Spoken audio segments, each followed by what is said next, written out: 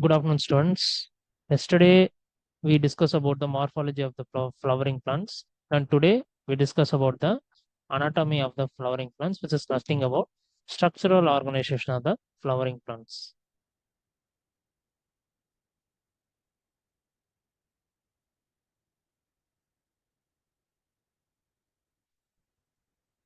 So, I study about the anatomy of the flowering plants. Majorly in plants, we study about tissues only, tissues and structural organization of flowering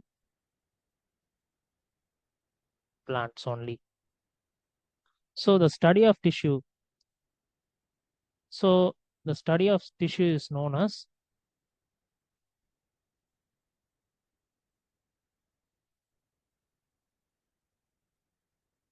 the study of tissue is known as histology. The study of tissue is known as histology. In plants, the plant is made up of two major different types of tissues. The one is meristematic tissue.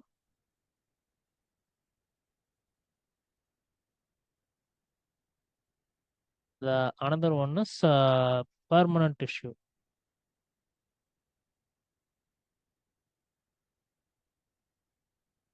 So in the meristematic tissue, which was coined by Nagali.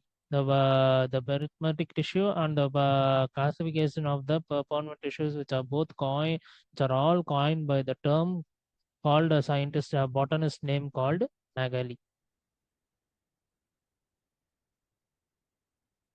Nagali in 1858. So in meristematic tissue, it is classified into three kinds of tissues. One is apical, another one is intercalary, and a final one is lateral. So in apical meristem, it is present in the apex of the root and shoot, which means a tip of the root and shoot.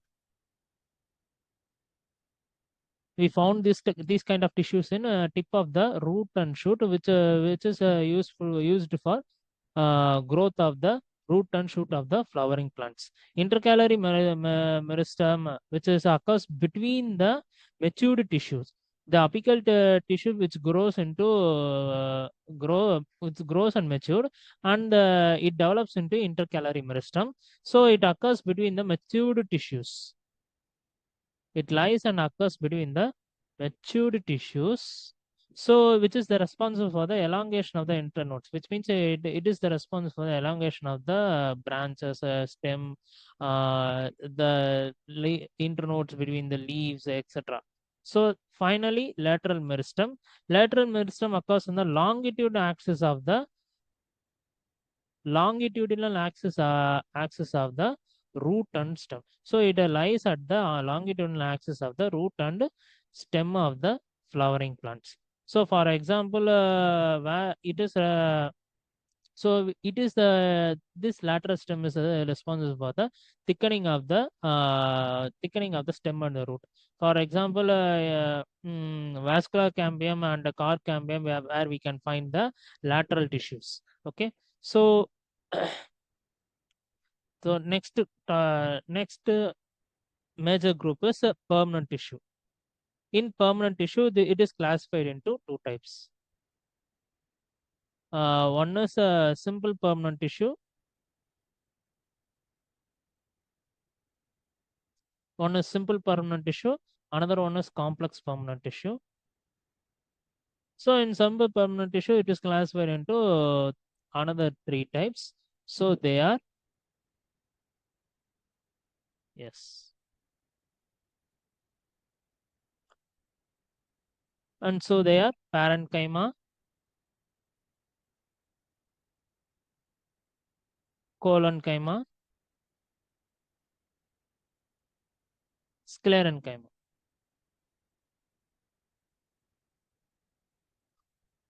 In complex, it is classified into another two types. So one is, sorry, another two types. One is xylem and another one is phloem. So in now we discuss about parenchyma. So parenchyma, which is generally occurred in all kinds of parts in the plant. So it is a living tissue made up of thin walls. Made up of thin walls. Thin walls. It contains cellulose, and its shape may be either oval, cylindrical, or maybe circular. And then the part it also it also transport water to all parts of the plant. Okay, so there are types of parenchyma. So what are the types of parenchyma? Are parenchyma. So in parenchyma, there are more spacious which is occur in the parenchymatic arrangement, which means that there are more spacious between the each cells.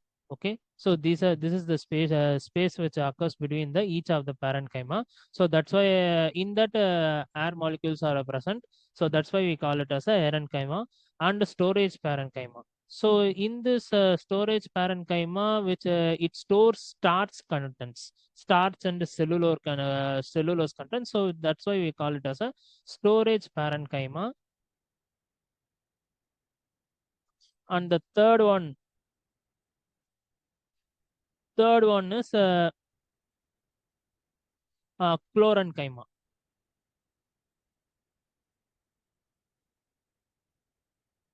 Chlorenchyma, which looks like green in color because of the chlorophyll pigment present in the parenchyma, and stellate parenchyma. Another one is stellate parenchyma, which looks like a star-shaped parenchyma. Star-shaped parenchyma, where we can look in the petioles of the banana leaf. And finally, and the final one is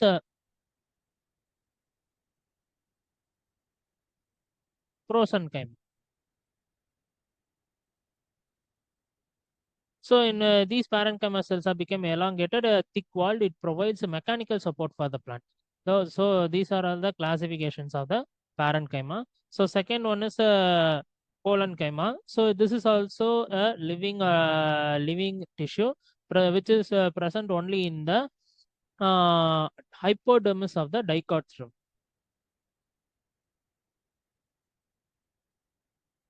Hypodermis of dicot stem. So where we can see colon cells are the cells are elongated, appear polygonal. It Those are all round. In parenchyma, those are all round, oval shaped. But in here, it is in a irregular, polygonal in cross section. The cell walls are unevenly thickened. So it contains a hemicellulose and pectin compounds.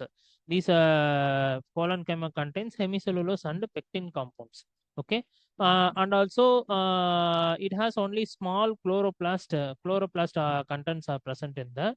So in parenchyma there are three types of classifications. One is angular parenchyma. So second one is lacunar. Sorry, lacunar parenchyma. And the third one is laminar parenchyma. So these kind of parenchyma are having a irregular arrangement with a thickening in the angles, which means at the angle side only it causes a thicken of the cell wall. That's why we call it as an angular parenchyma. So next one is lacunar parenchyma. Um, Okay. In lacunar parenchyma, the intracellular spaces are getting thickened. In this intracellular spaces are getting thickened. That's why we call it as a lacunar parenchyma. And laminar parenchyma. Laminar collenchyma are arranged in long rows like this. Uh, so that's why we call it as a laminar collenchyma. So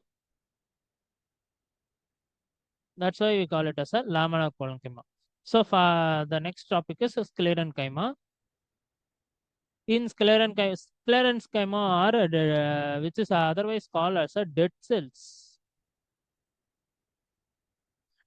of the plant because it lacks a protoplasm due to lack of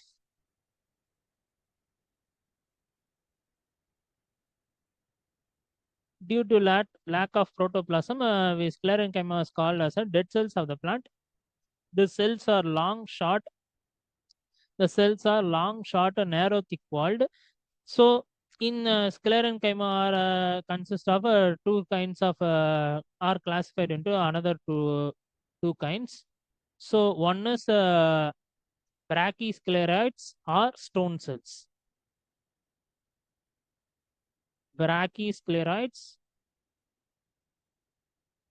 or stone cells. Another one is macroscleroids.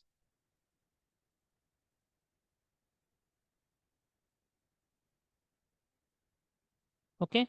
So in brachyscleroids, it is found in the bark and pith cortex, which means the bark of the tree. We found these brachyscleroids are found in the bark of the tree. For example, Kinkona, where we can find abundant bark from the trunk of bark from the trunk of the tree. So where we can find these brachyscleroids and macroscleroids are these are all elongated rod-shaped cells. And the outer found in the leguminous plants. Okay, so where we can found is outer seed coat of the leguminous plants. For example, Pisum sativum. In rice, the rice coat which is having a uh, macroscleroids we found in the rice coat of the Pisum sativum. Okay, so and the third one is osteoscleroid. So best example of macroscleroid is um, Pisum sativum.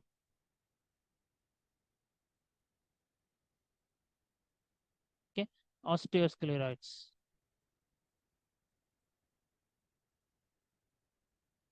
So osteoscleroids, they are rod-shaped with the dilated ends. We found where we can found abundantly occur in the root and uh, leaves and seed coats. Leaves and seed coats of the plant. Example, same example, same Pisum sativum.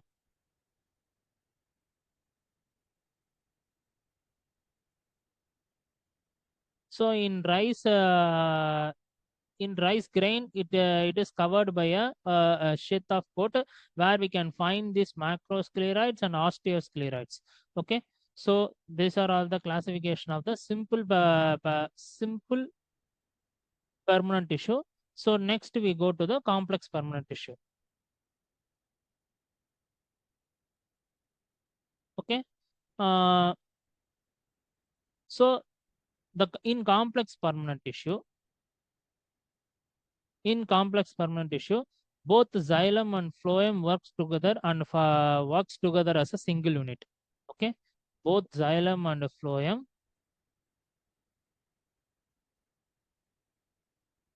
works together as a single unit. So there are yeah, in obviously we know complex permanent tissue is of classify of two types. One is xylem and another one is phloem. Okay, so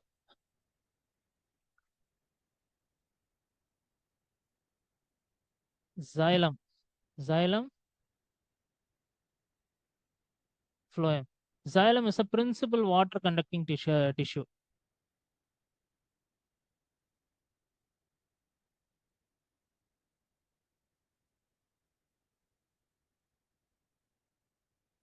Xylem is a principal water conducting tissue, and also we found abundant in the vascular bundles of the flowering plants.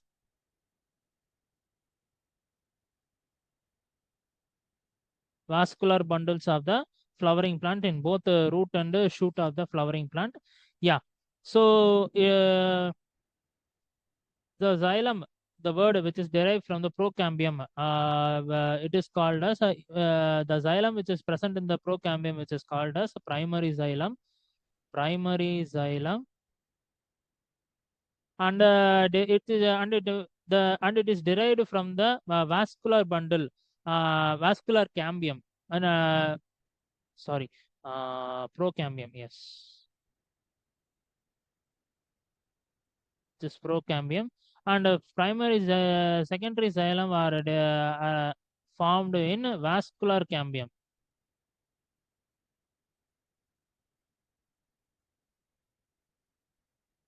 So early formed xylem, which is called as a early formed xylem, which is called as a protoxylem,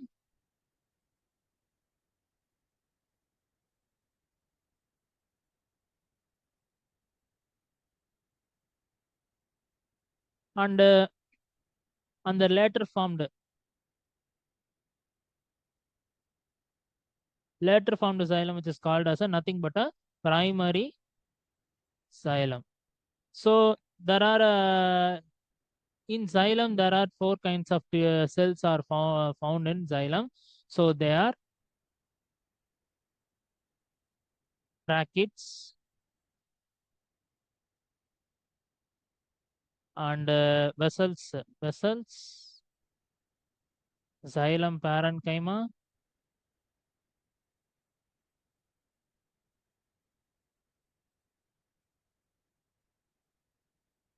xylem parenchyma, and xylem fibers. So now we move on to phloem. So phloem is a food conducting complex tissue of the flowering plant. So xylem main principal function is a water conducting tissue. So phloem is a food and mineral conducting tissue.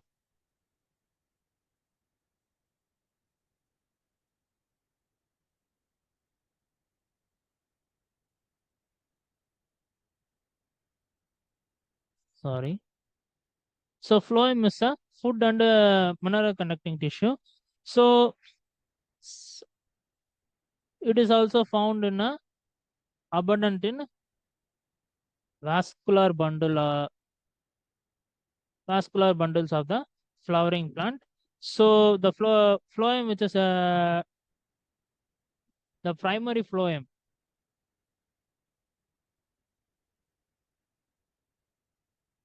So the primary phloem, which is derived from same like procambium, and secondary phloem, which is derived from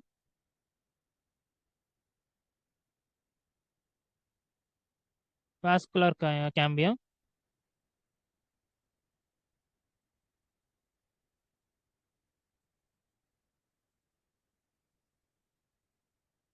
So early formed phloem are called as phloem, and later formed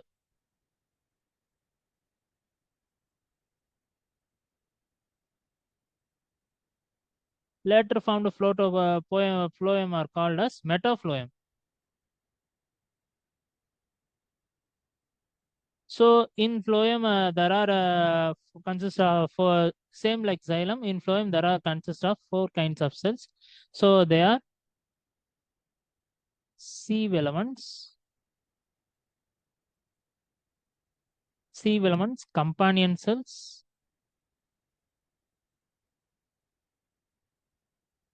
Third one is phloem parenchyma.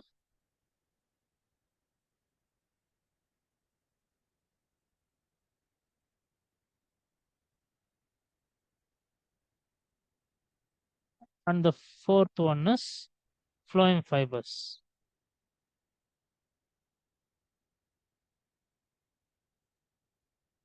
So that's all. Thanks for watching the video. So if you have any doubt regarding about this, so please contact me through via urbanpro.com. Thank you.